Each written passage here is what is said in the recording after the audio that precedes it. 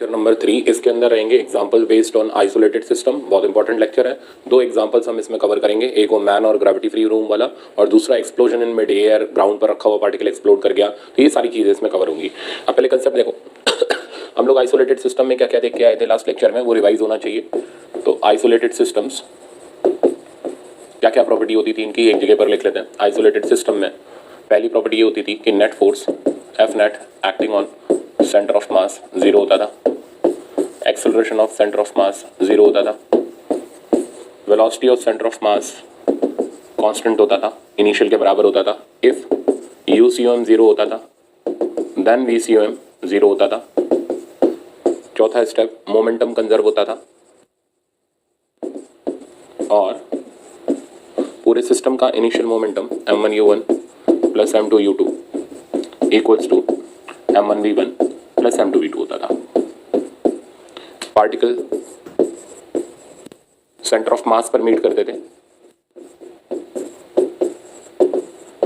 अगर एक x1 चल के आया है, दूसरा x2 चल के आया है, तो m1 x1 की वैल्यू m2 x2 के बराबर होती थी, जहां x1 m1 का डिस्टेंस सेंटर ऑफ मास से हो जाता था और x2 m2 का डिस्टेंस सेंटर ऑफ मास से हो जाता था।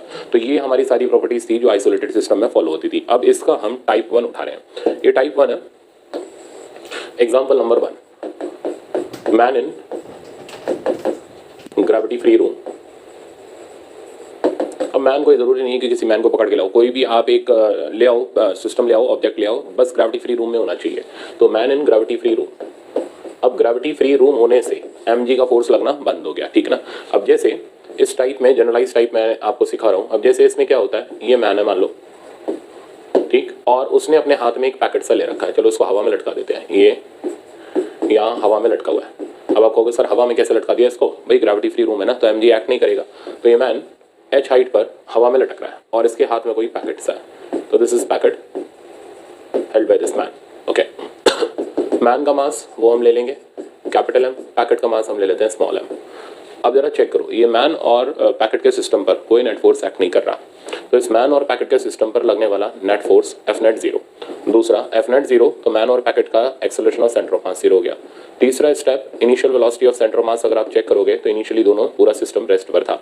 तो वेलोसिटी ऑफ सेंटर ऑफ मास कभी भी चेक करोगे तो वो हमेशा जीरो ही आना है, ठीक है ना। सेंटर ऑफ मास के पास कोई मोशन नहीं आना। पांचवा स्टेप, मैन पैकेट सिस्टम में मोमेंटम कंजर्व होगा, यानी कि initial momentum is equals to final momentum. तो जनरली इक्वेशन मैंने लिख दी और वेक्टर फॉर्म में भी लिख सकते हो आप, ठीक है ना। छठा, अगर पैकेट x1 डिस्टेंस जाएगा तो m1 x1 equals to m2 x2 लगेगा। तो अब देखिए करा क्या इस मैन ने। इस मैन ने इस पैकेट को नीचे की तरफ थ्रो कर दिया। तो man throws packet in downward direction. तो man in gravity free room and throws packet in downward direction. तो अब ये पैकेट को नीचे की तरफ थ्रो कर देता है। अब जब ये पैकेट को नीचे की तरफ थ्रो करेगा तो होगा क्या? तो ये आफ्टर थ्रो करने का डायग्राम है, ठीक है ना। इस पूरे सिस्टम का मैं कहीं सेंटर ऑफ मास दिखा लेता हूँ। अभी तो सेंटर ऑफ मास इस जगह पर है इस पूरे सिस्टम का। तो आप क्या नोटिस करोगे, जब ये मैन पैकेट को थ्रो कर देगा नीचे की तरफ, तो पैकेट तो गया नीचे। ये मान लो पैकेट नीचे की तरफ चलता चला जा रहा है विद वेलोसिटी इसको ले लेते हैं हम लोग स्मॉल v, और जो मैन है वो यहाँ से ऊपर की तरफ चला जाएगा विद वेलोसिटी कैपिटल V।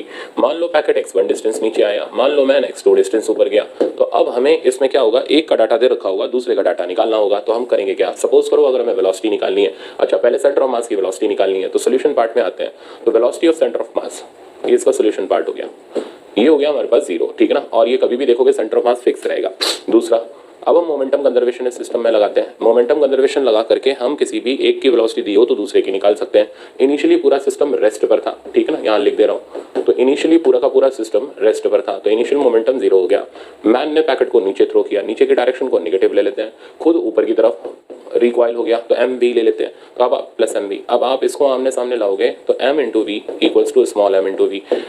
तो मैन का मोमेंटम और पैकेट का मोमेंटम आपस में बराबर हो गया। अब इस सिचुएशन में अगर पैकेट की वेलोसिटी दे रखी हो तो मैन की निकाल सकते हो, मैन की दे रखी है तो पैकेट की निकाल सकते हो। तीसरा स्टेप, अब कितना डिस्टेंस कौन कवर किया, तो वो निकालने का तरीका हुआ कि भाई इसका सेंटर मास तो एक ही जगह पर है, तो m1 x1 इक्वल्स टू, तो mx1 equals to capital mx2, ठीक है ना। तो अगर हमें पैकेट की हाइट दे रखी हो तो मैन की निकाल सकते हैं, मैन की दे रखी हो तो पैकेट की निकाल सकते हैं। सपोज करो ये पैकेट ग्राउंड पे पहुंचा, ठीक है ना। अब जब ये पैकेट ग्राउंड पे पहुंचा होगा तो मैन कहाँ पहुंचा होगा, अगर हमें वो देखना है तो हम इसका तीसरा और फाइनल सिचुएशन लेते हैं। सीओएम वहीं का वही है,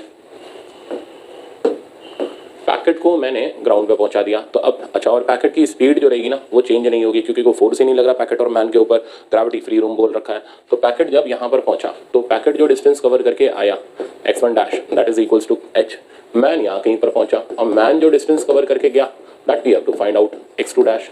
ठीक है ना, मैन की स्पीड भी चेंज नहीं होगी, जिस स्पीड से चल रहा है उसी स्पीड से चलता रहेगा। तो in final situation m x1 dash equals to capital M x2, तो m into h equals to capital M into x2। तो हमारे पास x2 यानी हाइट ऑफ मैन आ गई, पर ये ग्राउंड से नहीं आई, ये आई हमारे पास सेंटर ऑफ मास से। फ्रॉम ग्राउंड निकालना हो तो अगर ग्राउंड से मैन की हाइट पूछी जाए तो ग्राउंड से मैन की हाइट निकालने के लिए आप क्या करेंगे, इतनी हाइट प्लस इतनी हाइट, यानी ये हाइट हो जाएगी h प्लस x2, और x2 आप निकाल चुके हो, तो h प्लस x2 की जगह mh डिवाइडेड बाय, ये मैंने यहाँ पर गलत लिख दिया, m आना चाहिए था, तो mh divided by capital M। तो mh divided by capital M करेंगे तो यहाँ से हमारे पास मैन की हाइट आ जाएगी, कहाँ से, ग्राउंड लेवल से। तो क्या क्या पूछा जाता है, तो पहली चीज़ मैन पैकेट को थ्रो करता है तो मैन की वेलोसिटी पूछी जाती है, पैकेट जब ग्राउंड में पहुँचता है तो मैन की हाइट पूछी जाती है। ये दो सवाल इसमें पेटेंटेड सवाल रहते हैं, एज इट इज पूछे जाते हैं। अब आप इसका न्यूमेरिकल देखो। अब न्यूमेरिकल ये है, a man of mass 50 kg, तो मैन का मास हमें दे रखा है 50 kg, holds a packet of mass 10 kg। तो पैकेट जो उसके हाथ में उसका mass 10 kg in his hand at a height of 10 metre above ground in gravity free room. अब देख रहे हो ना, पूरा का पूरा डाटा बताया गया कि ग्रेविटी फ्री रूम में है मैन। तो अब हमारा काम है डायग्राम बनाना, हम शुरू हो जाते हैं। तो मैन ने एक पैकेट को होल्ड कर रखा है, पैकेट का मास 10 kg, मैन का मास 50 kg, पूरा सिस्टम इनिशियली रेस्ट पर था at height of 10 metre above ground. Okay. Now he throws packet downward with velocity 5 metre पर सेकेंड। तो अब ये पैकेट को नीचे की तरफ थ्रो कर देता है। तो अब हम इसका दूसरा डायग्राम बनाएंगे। तो अच्छा, दूसरा डायग्राम जब हम बनाएंगे तो पहले हम यहाँ पर सेंटर ऑफ मास को रिप्रेजेंट करेंगे। सेंटर ऑफ मास की जो वेलोसिटी होगी पहले वही चिपका दो। तो सेंटर ऑफ मास की वेलोसिटी होगी 0, क्योंकि इनिशियली सिस्टम किस पे था, रेस्ट पर था। अब पैकेट नीचे गया तो ये पैकेट जा रहा है, मास इसका 10 kg, वेलोसिटी पैकेट का हमें दे रखा है 5 मीटर पर सेकेंड। अब पैकेट का दे रखा है तो जाहिर सी बात है मैन का ही पूछा जाएगा। मैन कहाँ जा रहा है भाई, मैन ऊपर जा रहा है। मैन का मास कितना है 50 kg, मैन का वेलोसिटी vm ले लो, ठीक है ना, which we have to find out. Okay, find out velocity of centre of mass of system, ये तो बिल्कुल बकवास है, वो तो हो गया 0। Velocity of man after throwing packet, वो भी हम कैलकुलेट कर लेंगे। Height of man from the ground when packet collides with ground. अब पैकेट जब ग्राउंड से कोलाइड करे तब हमें मैन की हाइट भी निकालनी है। तो चलो एक और डायग्राम ले, वैसे आप इसी में कर सकते हो एक ही डायग्राम में, बट ठीक है, अब मैंने बना लिए तो बना लिए। तो अब पैकेट ये रहा, ग्राउंड से टकराने वाला है, वेलोसिटी उसकी वही रहेगी, वो चेंज नहीं होनी, 5 मीटर पर सेकेंड। सेंटर ऑफ मास यहाँ पर है, वो जैसा है वैसा ही रहेगा, वो मूव ही नहीं करेगा क्योंकि आइसोलेटेड सिस्टम है। पैकेट यहाँ से 10 मीटर नीचे आ चुका है। हमें पता करना है मैन कितना मीटर ऊपर चला गया, तो मैन का हाइट xm कर लो, ठीक है, और मैन का मास तो पता ही है हमें, मैन का मास इज कितना kg, 50 kg। ओके, अब मैन का हमें हाइट निकालना है, बट कहाँ से निकालना, ग्राउंड से निकालना। अब यही 3 सवाल होते हैं, इन्हीं 3 में बार बार खेला जाता है। तो चलो खत्म करते हैं इसको। तो पहला सवाल वेलोसिटी ऑफ सेंटर ऑफ मास, वो तो 0 हो गया।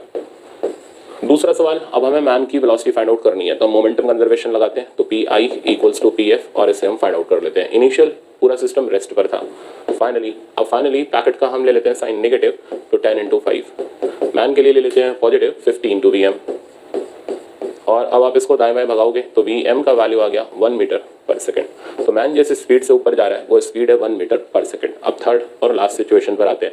हाइट निकालने के लिए m1x1 इक्वल्स टू m2x2 लगाया। m1x1 की वैल्यू हो गई, पैकेट के लिए ले लो तो 10 × 10। ओके, तो m हो गया पैकेट का 10, और जितना डिस्टेंस कवर करके आया दैट डिस्टेंस इज ऑल्सो 10। तो ये हम x1 ले रहे हैं। m2x2 मैन के लिए ले लो, m2 की जगह 50 आ गया, और x2 यानी xm हमें निकालना है। तो xm का बेटा वैल्यू आ गया मेरे पास 2 मीटर। तो मैन जो है ग्राउंड से 2 मीटर, ग्राउंड से नहीं सॉरी, सेंटर ऑफ मास से 2 मीटर ऊपर है। तो हाइट फ्रॉम ग्राउंड अगर हमसे पूछी जाए तो हाइट फ्रॉम ग्राउंड हम आराम से बता सकते हैं, विच इज 10 + 2 यानी 12 मीटर। तो आई थिंक अब आपको बड़े प्यार से समझ आ गया होगा कि मैन पैकेट सिस्टम कितना आसान होता है, हम कैसे आराम से उसको खत्म कर सकते हैं सिर्फ 2-3 स्टेप में। अब नेक्स्ट आगे चलते हैं। अब अगला केस उठाते हैं, explosion in mid air, sorry explosion of particle type 2। अब एक्सप्लोजन में दो कंसेप्ट्स होते हैं। एक एक्सप्लोजन हो जाए पार्टिकल का ग्राउंड पर पड़े पड़े अपने आप, दूसरा प्रोजेक्टाइल मोशन लगता है जिसमें प्रोजेक्टाइल की तरह हमने पार्टिकल को फेंका, हवा में जाकर के एक्सप्लोड हो गया, मिड एयर में एक्सप्लोड हो गया। तो दोनों केसेस की पहले हम थ्योरी देखते हैं, फिर हम सवाल पे आएंगे। तो explosion of particle kept at rest on ground।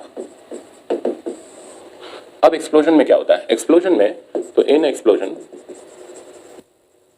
Forces are internal, तो जितनी भी फोर्सेस होती हैं वो सारी की सारी इंटरनल होती हैं, और ऐसे सिचुएशन में नेट फोर्स जो हो जाएगी सिस्टम लेने पर वो हो जाएगी जीरो। ऐसे में एक्सेलरेशन ऑफ सेंटर ऑफ मास हो जाएगा जीरो।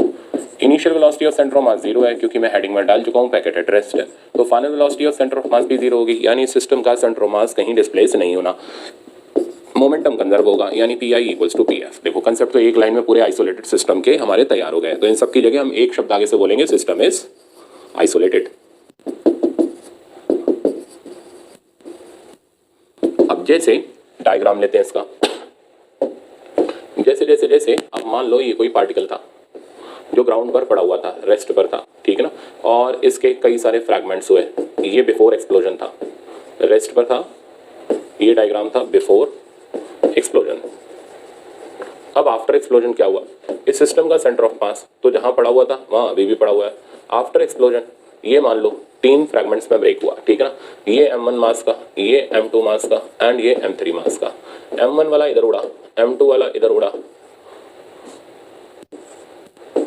तो m3 वाला किधर उड़ा ये हमें जनरली पता करना होता है। अच्छा, इस सिचुएशन में सेंटर ऑफ मास की वेलोसिटी देखोगे तो वो तो बेटा जीरो हो जानी है, ठीक है ना, सेंटर ऑफ मास ने तो नहीं हिलना, वो तो जहां पड़ा है वहीं पड़ा रहेगा। अब हम करेंगे क्या? मोमेंटम कंजर्वेशन लगाते हैं, P I equals to P F, concept generate करते हैं, फिर हम डायरेक्ट करने की कोशिश करेंगे। P I vector equals to P F vector, initial momentum हो गया जीरो, फाइनल मोमेंटम लिखते हैं m1v1 vector plus m2v2 vector plus m3v3 vector equals to zero.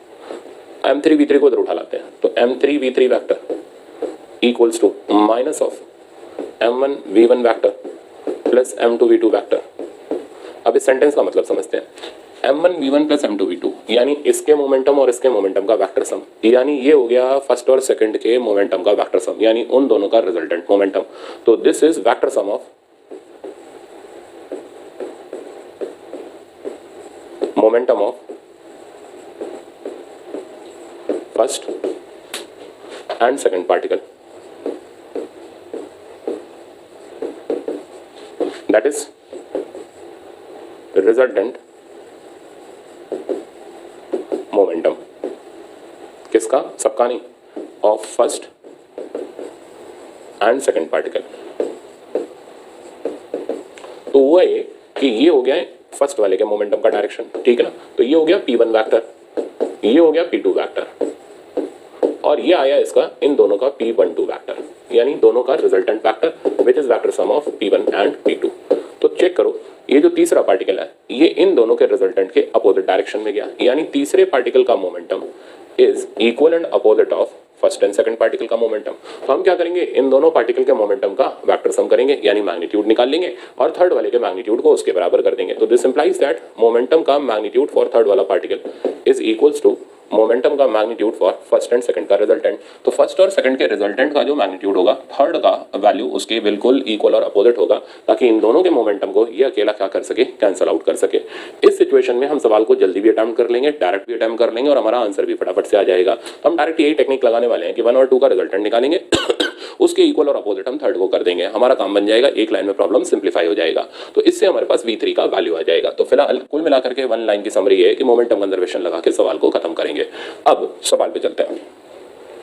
तो आप एग्जांपल देख रहे हो, a particle was kept at rest on ground.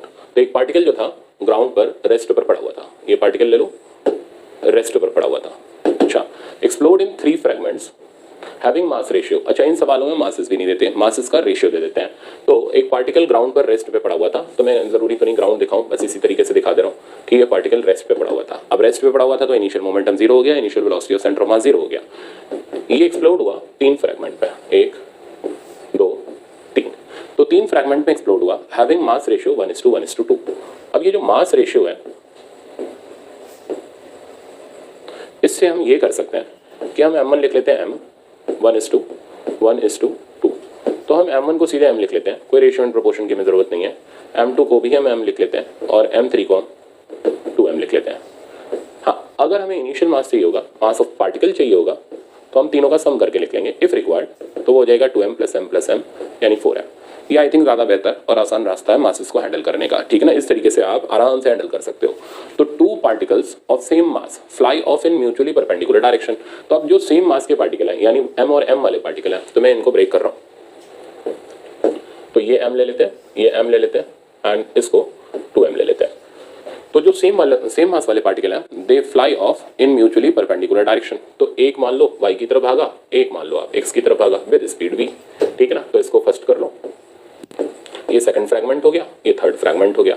अब हमसे पूछ रहा find the speed of third fragment. तो भाई थर्ड फ्रैगमेंट कहाँ जाएगा? तो थर्ड फ्रैगमेंट इन दोनों के रिजल्टेंट मोमेंटम के, ये इन दोनों का रिजल्टेंट हो गया p12 इक्वल और अपोजिट जाएगा विद स्पीड v3, सही है। तो अब हम क्या करेंगे, इन दोनों के मोमेंटम का रिजल्टेंट निकालेंगे। तो रिजल्टेंट ऑफ 1 और 2, तो 1 और 2 का अगर हम रिजल्टेंट निकालें तो 1 का मोमेंटम इधर की तरफ है p1 which is equals to mv, 2 का मोमेंटम इधर की तरफ है p2 which is also equals to mv। हमें चाहिए इनका रिजल्टेंट। अब आप या तो डायरेक्ट लिख लो √2mv, और अगर नहीं आता तो बनाओ पैरेललोग्राम, और ये इनका रिजल्टेंट हो गया p12, और कर लो कैलकुलेट पाइथागोरस लगा करके, ये हमारे पास हो गया mv। तो p12 का जो वैल्यू मेरे पास आया, ये आ गया √2 टाइम्स mv, ठीक है ना। तो अब हमें पता है कि p12 जो है वो √2 टाइम्स mv है। अब हमें थर्ड वाले का स्पीड निकालना है, तो अब हम दोनों के मोमेंटम को इक्वेट कर देते हैं। तो m3v3 vector equals to minus of m1v1 vector plus m2v2 vector, और इनका हम मैग्नीट्यूड ले लेते हैं। तो m3v3 का वैल्यू हो गया 2m v3 इक्वल्स टू, इन दोनों के मोमेंटम का मैग्नीट्यूड मैंने लिख ही रखा है √2mv, m से m कैंसिल हो जाएंगे, उसकी जरूरत ही नहीं पड़ेगी हमें। v3 का वैल्यू आ गया मेरे पास v/√2। तो ये बिल्कुल आसान सा सिंपल सा तरीका था हमारा थर्ड फ्रैगमेंट की वेलोसिटी निकालने का। आप इसको वेक्टर से भी कर सकते थे बट उससे लेंदी हो जाता है। वेक्टर से ऐसे करते हैं, इनिशियल मोमेंटम 0 ले लिया, अब फाइनल भी 0 होगा, तो इसका मोमेंटम हो गया mv j cap mv i cap, फिर इसको 2mv3 लो, फिर इधर उधर ले जाओ और सॉल्व करो। तो बात एक ही है, इंस्टेड ऑफ यूजिंग वैक्टर मेरे हिसाब से आप डायरेक्ट निकालोगे तो आंसर जल्दी भी आएगा और फटाफट से आपका कंसेप्ट क्लियर भी हो जाएगा। तो अब हम नेक्स्ट प्रॉब्लम पर चलते हैं। नेक्स्ट प्रॉब्लम भी सेम कैटेगरी का है।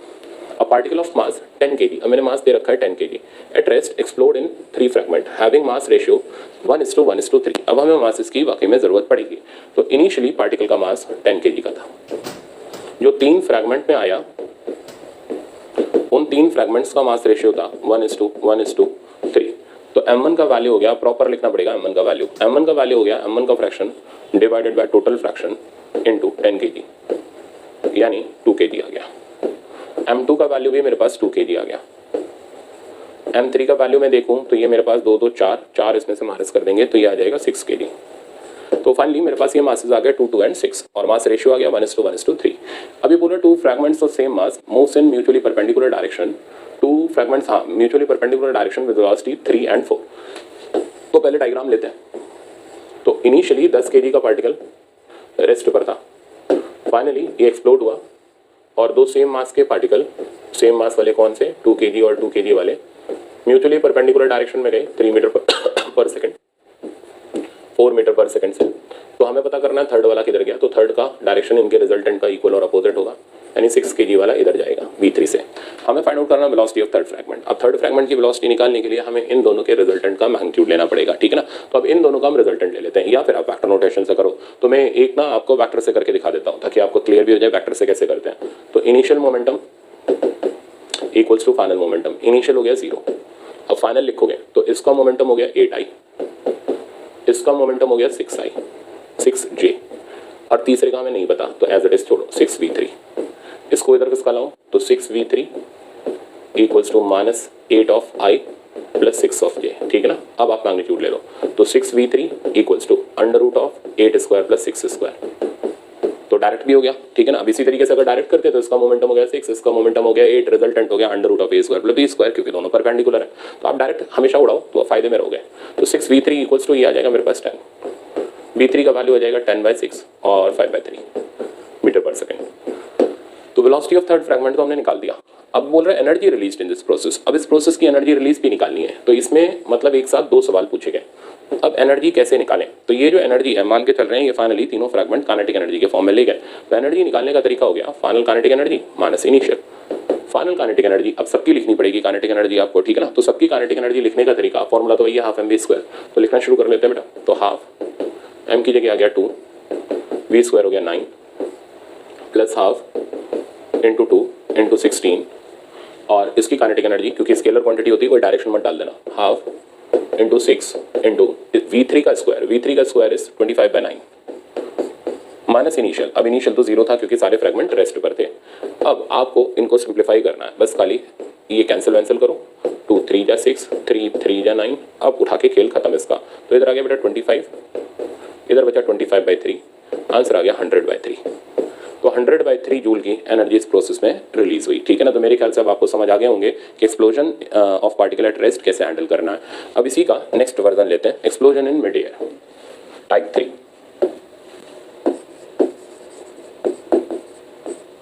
तो टाइप 3 है एक्सप्लोजन इन मिड एयर। ये भी बहुत इंपॉर्टेंट टाइप है और इसमें से भी अब आपका सवाल बनेगा। अब इसमें सीनियर थ्योरी में अभी लिख दूंगा। हमने इधर से एक प्रोजेक्टाइल को प्रोजेक्ट किया यू वेलोसिटी से थीटा एंगल पर, ये जाकर के मिड एयर में, मिड एयर का मतलब हो गया यहाँ पर मैक्सिमम हाइट पर। तो मैक्सिमम हाइट वो हमने h ले लिया, फॉर्मूले अभी मैं लिख दूंगा, ये इसकी रेंज हो गई, लिख क्या दूंगा, लिख ही देता हूँ नहीं तो फिर आप बाद में परेशान हो गए। तो रेंज का formula u square 2 sin theta cos theta by g, height का formula u square sin square theta by 2g, mass मैंने m ले रखा है। अब मैक्सिमम हाइट पर जो वेलोसिटी होती है, ये वेलोसिटी को मैं यहाँ पर दिखा रहा हूँ u cos थीटा, ठीक। तो ये सीन था पूरा कि ये पार्टिकल प्रोजेक्टाइल जब मैक्सिमम हाइट पर पहुंचा तो यहाँ जाकर के वो एक्सप्लोड हो जाता है, ठीक है ना, एक या 2 या 3 फ्रैगमेंट जितने भी उसने कराने हो। अब जब वो यहाँ पर एक्सप्लोड होता है तो इस सिस्टम पर लगने वाला जो फोर्स है अब 0 नहीं है, वो mg का फोर्स है। तो force on system is capital MG. Acceleration of system is g. In explosion, तो in explosion forces are internal. तो explosion में जो forces लगती हैं, जो पार्टिकल लगाते हैं वो internal होती हैं। Forces are internal due to which they cancel out. जिस वजह से वो कैंसिल आउट हो जाती है। And net force acting on centre of mass is mg। तो नेट फोर्स जो सेंटर ऑफ मास पर लगती है वो mg ही लगती है, जैसी पहले लग रही थी, as before. So acceleration of centre of mass does not change. तो सेंटर ऑफ मास का जो एक्सेलरेशन होता है वो चेंज नहीं होता। हाँ, पार्टिकल का हो जाता है क्योंकि पार्टिकल उसके बाद अलग अलग डायरेक्शन में जाते हैं, पार्टिकल का तो मोमेंटम चेंज होता है, बट सिस्टम का मोमेंटम चेंज नहीं होता। And during explosion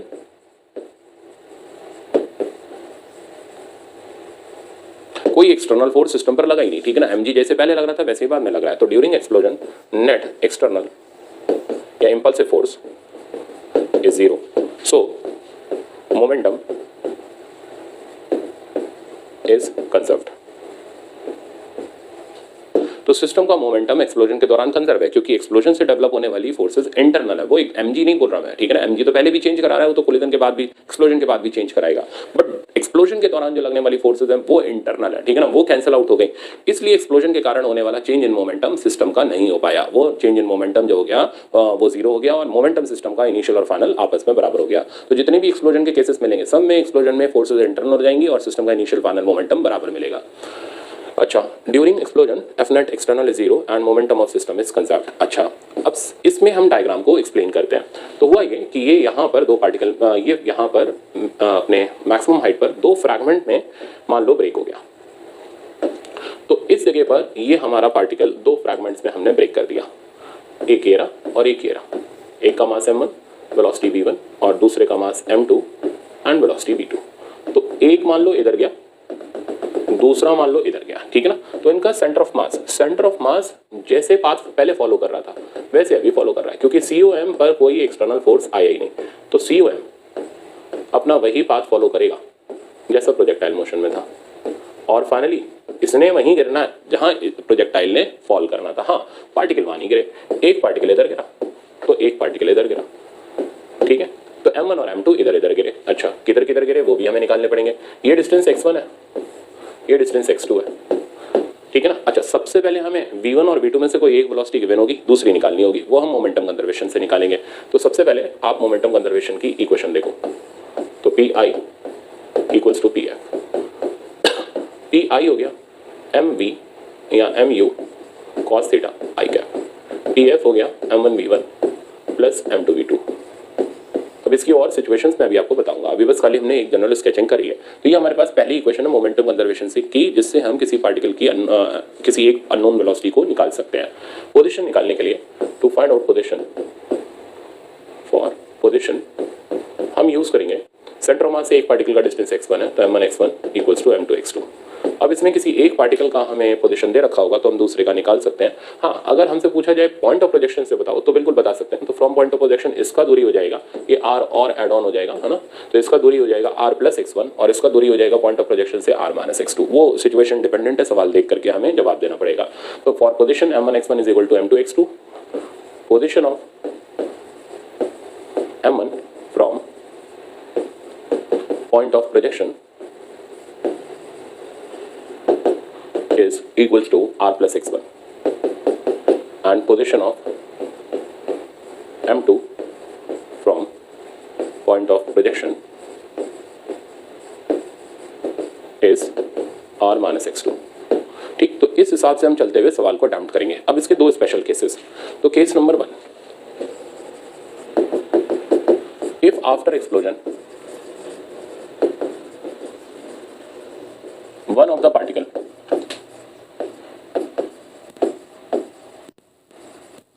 retraces its path, ये है पहली कंडीशन,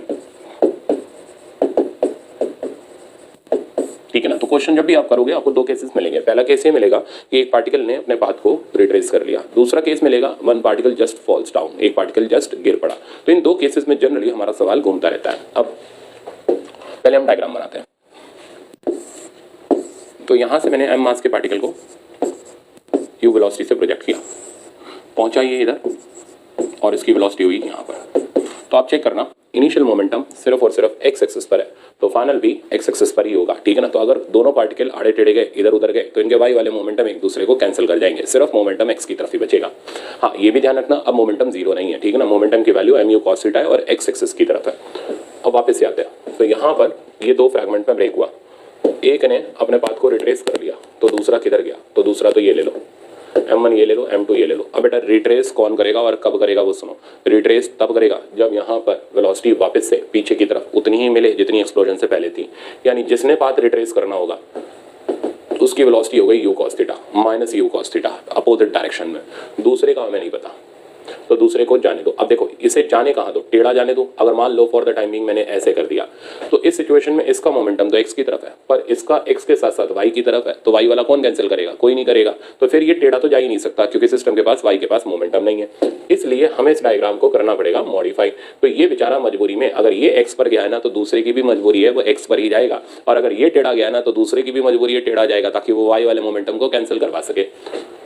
तो m1 वाला इधर गया, ठीक है ना, कितनी वेलोसिटी से, v1 से। तो ये हुआ आफ्टर एक्सप्लोजन का डायग्राम।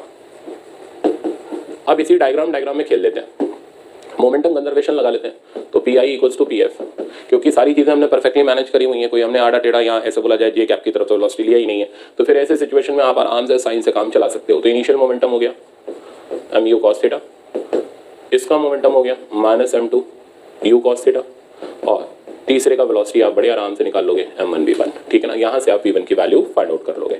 ओके, अभी काम खत्म नहीं हुआ। अब इसके बाद क्या होगा, इसके बाद फाइनल डायग्राम आता है।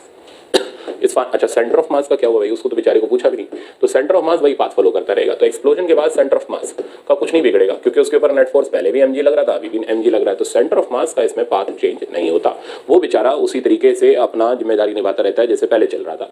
अब एक्सप्लोजन के बाद m2 इधर आकर के लैंड किया, तो m1 किधर जाकर के गया, तो m1 जो यहाँ से चला था वो यहाँ कहीं पर गया।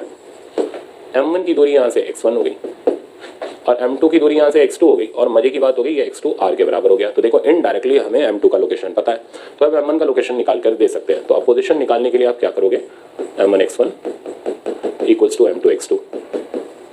तो m1 x1 equals to m2 x2 की जगह मैंने r डाल दिया, यहाँ से x1 की वैल्यू आ जाएगी m2 by m1 into r। Once you have obtained x1, अब कोई हमसे कहता है नहीं यार यहाँ से बताओ, क्वांटम प्रोजेक्शन से बताओ, तो r प्लस x1 करके हम आंसर दे देंगे। तो ये फुल एंड फाइनल हमारा सवाल रहता है, पर मेडिकल लेवल में यहाँ तक नहीं पहुंचे कभी वो। मेडिकल लेवल में बस ये प्रोजेक्टाइल एक्सप्लोड करा दी मिड एयर में, ठीक है ना, और उसकी वेलोसिटी पूछ के रफा दफा कर दिया क्वेश्चन, यहाँ तक वो पहुंचे नहीं अभी तक। तो ठीक है, पहुंच सकते हैं, तो आपको आना चाहिए इतना। केस 2, अब केस 2 है, after explosion one particle just falls down। तो एक्सप्लोजन के बाद एक पार्टिकल जस्ट फॉल्स डाउन। तो अब इस चीज का हम मीनिंग समझते हैं। तो यहां से हमने प्रोजेक्टाइल को फेंका थीटा एंगल पर, यहां पहुंची प्रोजेक्टाइल मिड एयर में, वेलोसिटी है u cos थीटा। अब डायग्राम बनाते हैं आफ्टर कोलिजन का। आफ्टर कोलिजन में ये दो फ्रैगमेंट में गई m2 और m1। m2 just falls down. Just falls down का मतलब ये है कि भाई इसकी वेलोसिटी एक्सप्लोजन के बाद 0 हो गई, तो ये जस्ट फॉल डाउन ऐसे, इसकी चाहिए तो कलर चेंज कर लो। तो m2 जस्ट फॉल डाउन, इसलिए m2 का जो वेलोसिटी हो गया after explosion, that velocity becomes 0। अच्छा, तो एक का तो मोमेंटम गया, तो बाकी जिम्मेदारी दूसरे ने ले रखी होगी। इनिशियली x की तरफ है तो फाइनली भी x की तरफ होगा, यानी इसके पास v1 का वेलोसिटी होगा। पहला काम v1 निकालना, तो लगाते हैं मोमेंटम कंजर्वेशन। तो mu cos theta equals to हो गया मेरे पास m1 v1 और दूसरे का हो गया 0। यहाँ से v1 की वैल्यू आ जाएगी mu cos theta divided by m1। ठीक, अब v1 की बारी। v1 कहाँ गया? तो v1 तो जैसे चल रहा था वैसे गया और फाइनली यहाँ कहीं पर जाकर के गिरा x1 डिस्टेंस पर, और m2 यहाँ गिरा। तो मैंने एक ही डायग्राम में खत्म कर दिया x2 डिस्टेंस पर। अब इस x2 की वैल्यू कितनी हो जाएगी? r/2, क्योंकि ये बिल्कुल बीच में आकर के यहाँ पर गिरा है। तो x1 हमें निकालना होगा, तो m1 x1 equals to m2 x2 लगाया। क्यों? कि सेंटर ऑफ मास जैसे पहले चल रहा था वैसे अभी भी चल रहा है। तो x1 की वैल्यू अब आप यहाँ से निकाल सकते हो, विच is equals to m2 x2 की जगह आ गया r/2 डिवाइडेड बाई m1। तो आई थिंक अब आपको समझ आ गया होगा कि इन दोनों को एक्सप्लोजन इन मिड एयर को कैसे हैंडल किया जाता है। आसान है, मुश्किल नहीं है, देखने में डायग्राम ऐसा लग रहा है, पर अब कंप्रेस कर दिया, सिर्फ 2 स्टेप का काम है आपके लिए। अब सवाल देखो, अब प्रॉब्लम ये कह रहा है अब पार्टिकल इज थोड़ा ज़्यादा छोटा हो गया। तो प्रॉब्लम ये कह रहा है particle is projected from ground with speed u at an angle of 60 degree. तो u स्पीड से 60 डिग्री के एंगल पर प्रोजेक्ट किया गया। तो डायग्राम लेते चलते हैं इसके। तो ये रहा पार्टिकल, u की स्पीड थी 60 डिग्री के एंगल पर प्रोजेक्ट किया। पहुंच जाओ आप तो इसे लेकर के मिड एयर में। मिड एयर में वेलोसिटी बची u cos थीटा यानी u/2। Okay, from ground explodes in mid air in 2 fragments having masses in the ratio 1:2। तो मासेस का रेशियो हमें 1:2 दे रखा है। अब देखो, पहले आप इनको उठा के एक्सप्लोड कर दो। अच्छा, डायग्राम में मासेस तब दिखाओ जब एक का हिसाब किताब क्लियर हो। जैसे आप देखो, lighter particle retraces its path. तो रिट्रेसेस इट्स पाथ वाला सीन मैंने जो अभी आपको समझाया था। तो हल्के पार्टिकल को हम यहाँ दिखा लेते हैं और भारी पार्टिकल को हम ऊपर दिखा लेते हैं, ठीक है ना। तो हल्का वाला तो इधर आ जाएगा, भारी वाला इधर चला जाएगा। अब हल्का कौन है? इनके मासेस ऐसे ले लो, m 2m, तो इसका मास m, इसका मास 2m। अब ध्यान देना, m 2m लिया तो फिर इसे 3m लिख लो, ये ज़्यादा आसान ऑप्शन है, ठीक है ना। इंस्टेंट की रेशियो लेकर के हम मासेस को लिखें, तो इस तरीके से आप कर लो, आपका काम बिल्कुल आसानी से चलेगा। तो हल्का वाला रिट्रेस कर गया तो इसकी स्पीड हो गई u/2। तो भारी वाला कितने से गया हमें वो निकालना है, ठीक है ना। अच्छा, अब हल्का वाला रिट्रेस कर गया तो ये हल्का वाला पार्टिकल फाइनली गिरा कहाँ? हल्का वाला पार्टिकल फाइनली इधर गिरा। तो भारी वाला किधर गिरा? भारी वाला इधर गिरा। सेंटर ऑफ मास वो तो बिल्कुल वैसे ही चल रहा है जैसे पहले चल रहा था। ये इस हल्के वाले का लोकेशन हो गया r, ये भारी वाले का लोकेशन हो गया x2। यहाँ पर भारी वाला पार्टिकल गिरा 2m और यहाँ हल्का वाला पार्टिकल गिरा m, ठीक है ना। तो पोजीशन भी निकाल लेंगे और हम वेलोसिटी भी निकाल लेंगे। शुरू करते हैं सबसे पहले वेलोसिटी ऑफ सेकंड पार्टिकल से। वेलोसिटी निकालने के लिए हम इस जगह पर मोमेंटम कंजर्वेशन अप्लाई कर लेते हैं। तो पी आई की जगह आ गया 3m u/2। पी एफ की जगह मेरे पास आ गया, पहले हल्के वाले का लिखे, -m u/2 plus 2m v2। तो आई थिंक समझ आ गया होगा। अब यहाँ पर आप सिंप्लीफाई करोगे, ये इधर जाएगा 4m u/2 equals to 2m v2। ये 2m और ये गए और v2 का वैल्यू बेटा u के बराबर आ गया। तो हैवी पार्टिकल का वेलोसिटी हमें मिल गया, हैवी पार्टिकल का वेलोसिटी हमारे पास u आ गया, एक काम खत्म हो गया। तो हम जान गए इसका वेलोसिटी अब u है। ओके, नेक्स्ट हमें इसका सेकंड पार्ट में देखो, position of second particle from point of projection निकालना है। तो पॉइंट ऑफ प्रोजेक्शन से आंसर r प्लस x2 हो जाएगा, बट पहले x2 तो निकाल लें। तो x2 निकालने के लिए हम यूज करेंगे m1 x1 equals to m2 x2। m1 की जगह मेरे पास m आ गया, x1 की जगह मेरे पास r आ गया, m2 की जगह 2m आ गया, x2 हमें निकालना है। तो x2 की वैल्यू आ गई r/2। बट ये x2 तो यहाँ से सेंटर ऑफ मास के लोकेशन से है, अगर हमें पॉइंट ऑफ प्रोजेक्शन से निकालना हो तो फ्रॉम पॉइंट ऑफ प्रोजेक्शन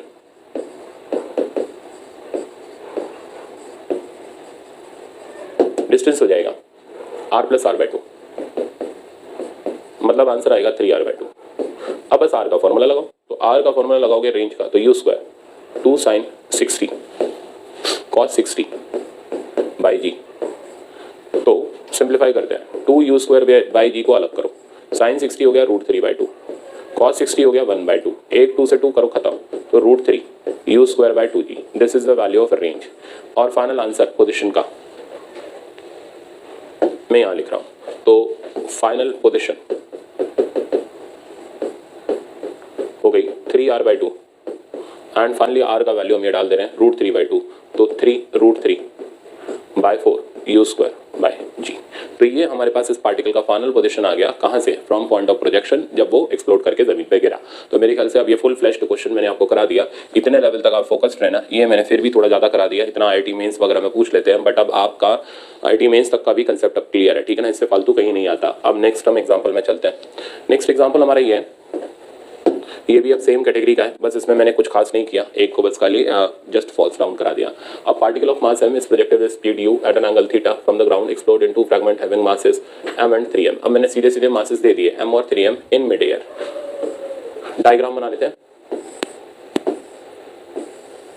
यहां से हमने u वेलोसिटी से थीटा एंगल पर प्रोजेक्ट किया, मैक्सिमम हाइट पर पहुंचा, वेलोसिटी u cos थीटा हुई, दो फ्रैगमेंट में ब्रेक हुआ, एक का मास है m, एक का मास है 3m। Heavy fragment just falls down, तो हैवी को रखेंगे नीचे, तो यहाँ रखो हैवी को ताकि उसे गिरा दो, नहीं तो फिर वो पाथ इंटरसेक्ट करेगा, परेशानी होगी आपको। अच्छा, इनका मासेस m 3m, तो फिर इनिशियल मास हो गया 4m। सही है, ऐसे करके मासेस लिख लो आप। अब ये जस्ट फॉल डाउन, यानी इसका वेलोसिटी तो हो गया 0, इसके बारे में हमें पता करना है। तो ये तो यहाँ जा करके गिरेगा, this distance is x2 and this distance is x1, x1 is equals to r/2, और फाइनली इधर गिरा 3m। तो पहला सवाल है V2 बताओ, और दूसरा सवाल भाई पोजीशन बतानी है। तो V2 और पोजीशन बताने के लिए अब हम शुरू हो जाते हैं सवाल में। तो पहले हम मोमेंटम कंजर्वेशन लगा लेते हैं। Pi हो गया 4m u cos theta, Pi की वैल्यू हमारे पास आ गई। Pf की वैल्यू लिखोगे तो 3m वाले का 0 हो जाएगा, और m वाले का लिखोगे तो mv2 हो जाएगा। m से m कैंसिल हो गया, एंड V2 का वैल्यू मेरे पास आ गया 4 u cos थीटा। तो एक काम खत्म। पोजीशन पर आ जाते हैं। पोजीशन के लिए आप लिखोगे वही सेम कंसेप्ट, तो आ गया होगा m1 x1 is equal to m2 x2।